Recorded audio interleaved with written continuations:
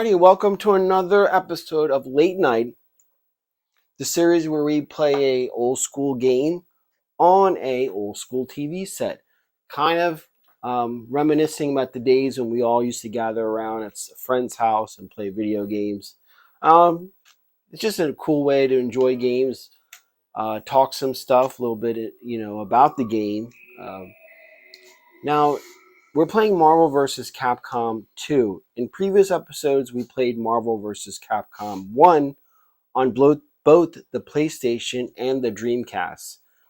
Everyone would say that this is probably the Marvel vs. Capcom to get. Now, I also have the Xbox 360 version, the next installment, and still, this is just the best. I mean, it is. There is a reason why it's in every top 5 Dreamcast countdown you see on YouTube.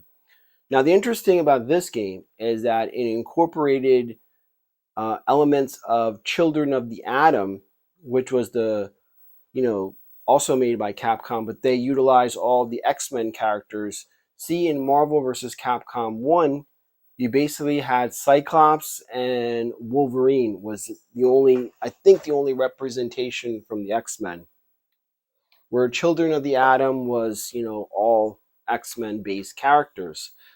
And this was the prime of X-Men, the animated series. So people were going crazy for that game, as well as the one in the arcade, the Konami one. But still, that game, a little bit of it, that's what's cool about this one. You have, of course, elements of Street Fighter.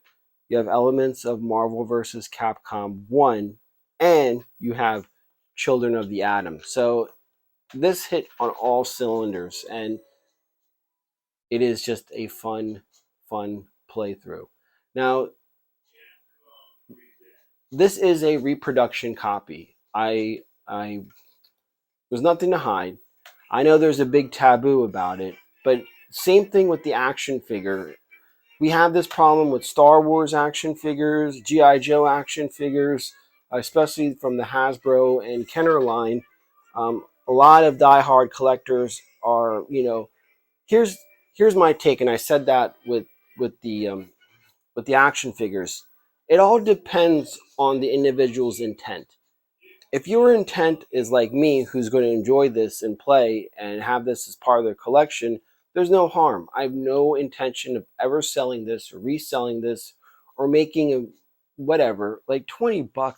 It's just pathetic. These people are that do that.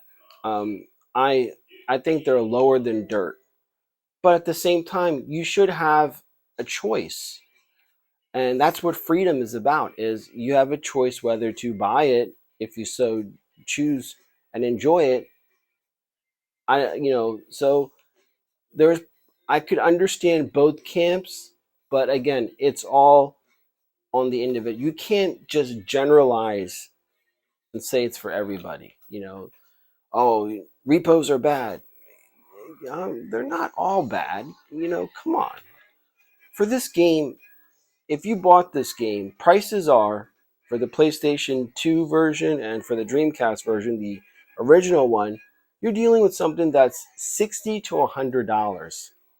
The repo version, $20. Do the math there. Not that, I don't mind spending. I'm blessed, fortunate that I don't have to worry about such. But at the same time, I'm not going to spend $100 on a game. Let's do Rogue.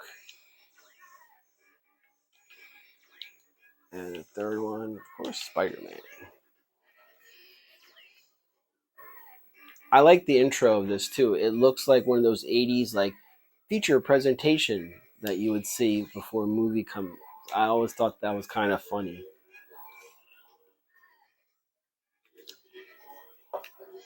So I was wondering, people, write down your comments. What do you think?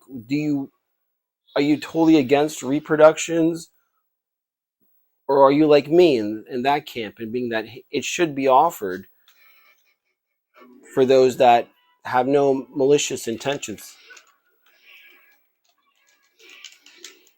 I love Psylocke.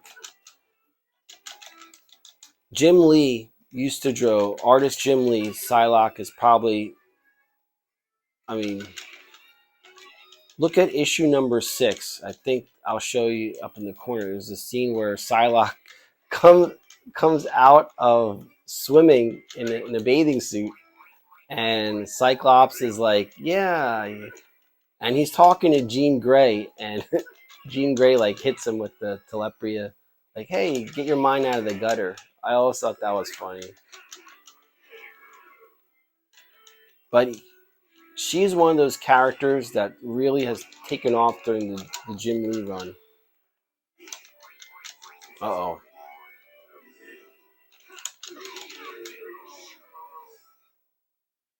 Oh, Hulk.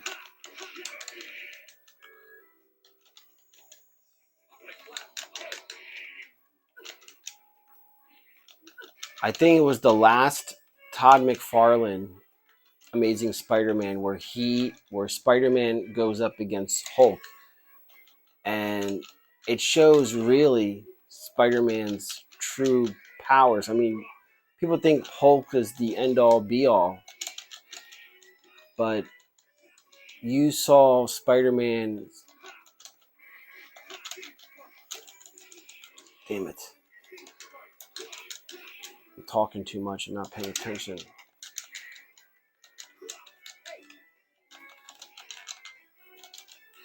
Good throw. That was a good attack.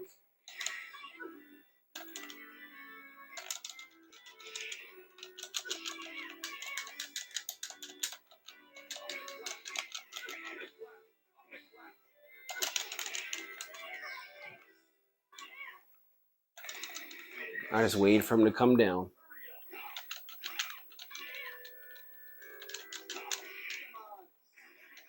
So that just shows how powerful Spider-Man is when he goes,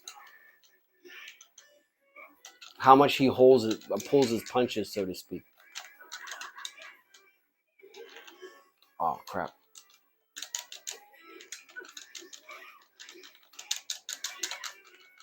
Come on, let's get Rogue in here.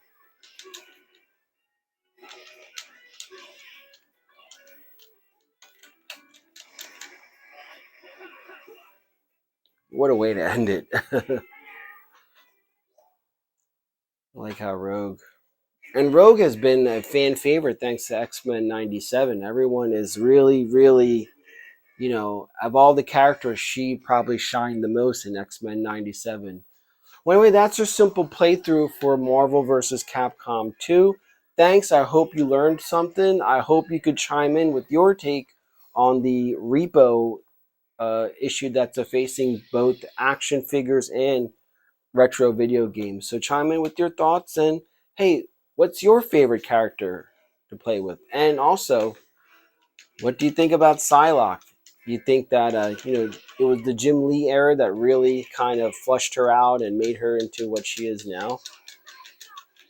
Anyway, thanks for watching, and we'll see you in the next episode of Late Night here at Codename UTViewer 2. Take care.